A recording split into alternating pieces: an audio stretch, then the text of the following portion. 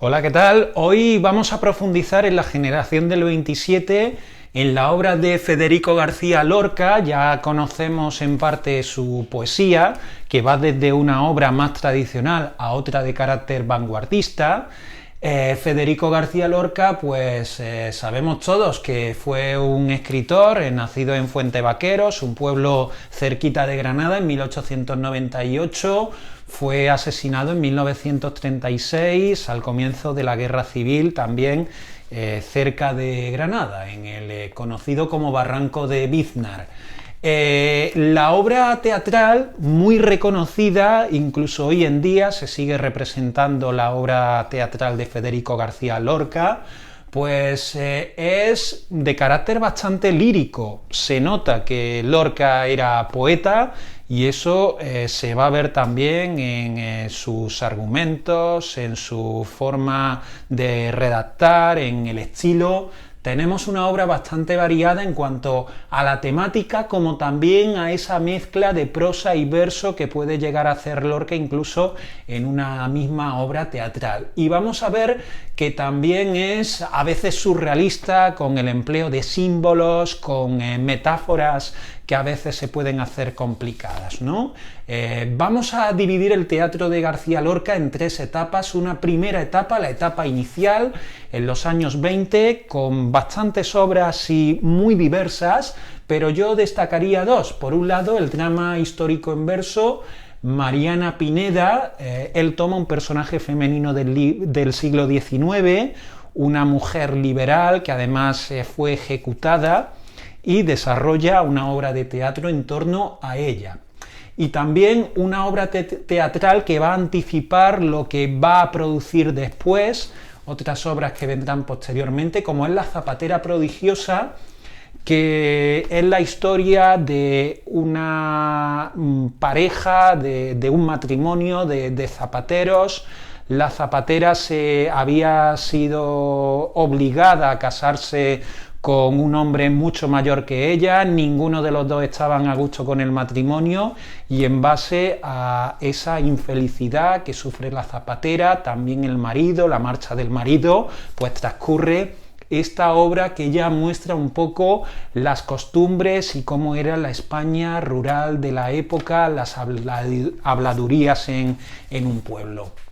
Bueno, también en esta época tenemos algunas obras creadas para Guiñol por parte de Federico García Lorca, como por ejemplo Los títeres de Cachiporra o El retablillo de Don Cristóbal, o tenemos la farsa de amor trágico, Amor de Don Perlimplín, con Belisa en su jardín.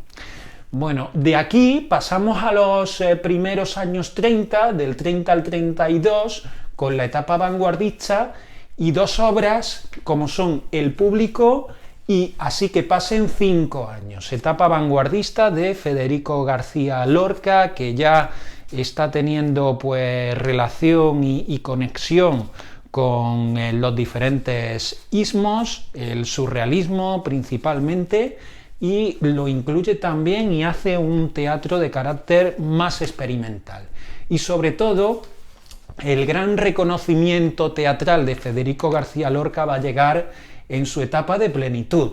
Realmente en solo, bueno, diría 3 años, 4 años se producen algunas de las obras maestras del teatro español.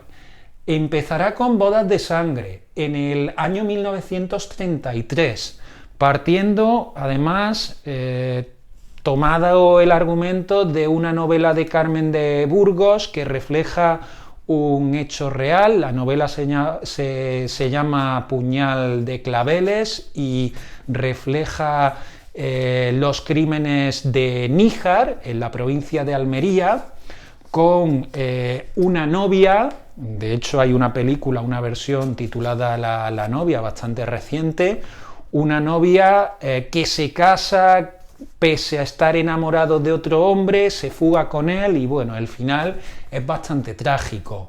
Ese sería el argumento, pero es muy importante en esta obra, Bodas de sangre, la simbología, los símbolos, como el caballo simbolizando la pasión desenfrenada, como la luna anticipando la muerte, el cuchillo como esa herramienta que causa gran dolor.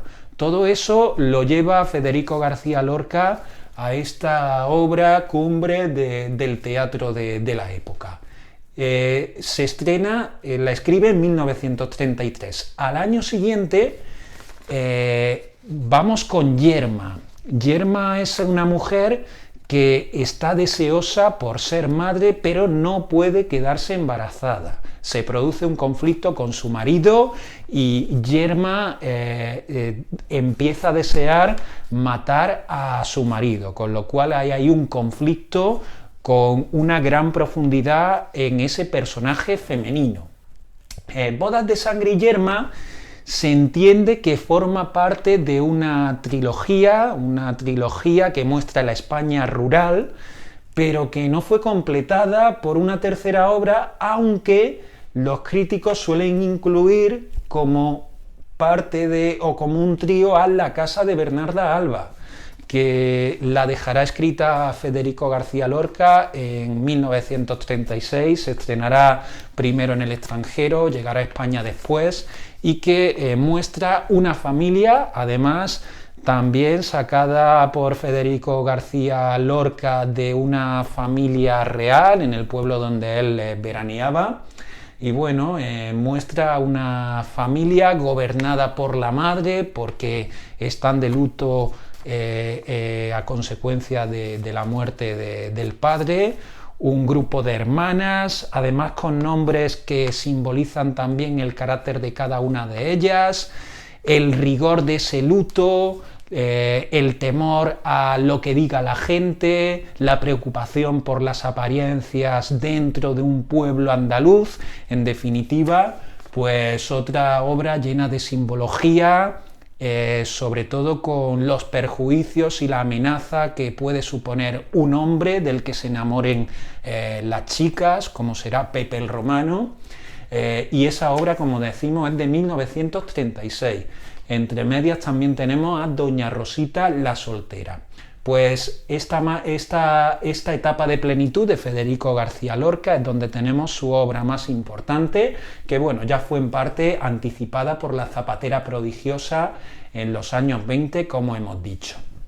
Además, Federico García Lorca se nutre en todo esto de la tradición del teatro español y le incorpora ese surrealismo de las vanguardias, esas nuevas formas de producir textos, y va alternando prosa y poesía. De hecho, Federico García Lorca se nutre, como decimos, de los clásicos que conocía bien porque durante la Segunda República Española dirigió la compañía de teatro universitario La Barraca, que se encargó de difundir y de llevar representaciones de teatro clásico español por diferentes pueblos y ciudades de España. Por lo tanto, esto es un resumen, un esquema de lo que supone el teatro de Federico García Lorca, que fue bastante revolucionario en su época, que todavía se sigue representando y que tomó esa tradición incluyendo bastantes novedades y esa lírica puramente lorquiana.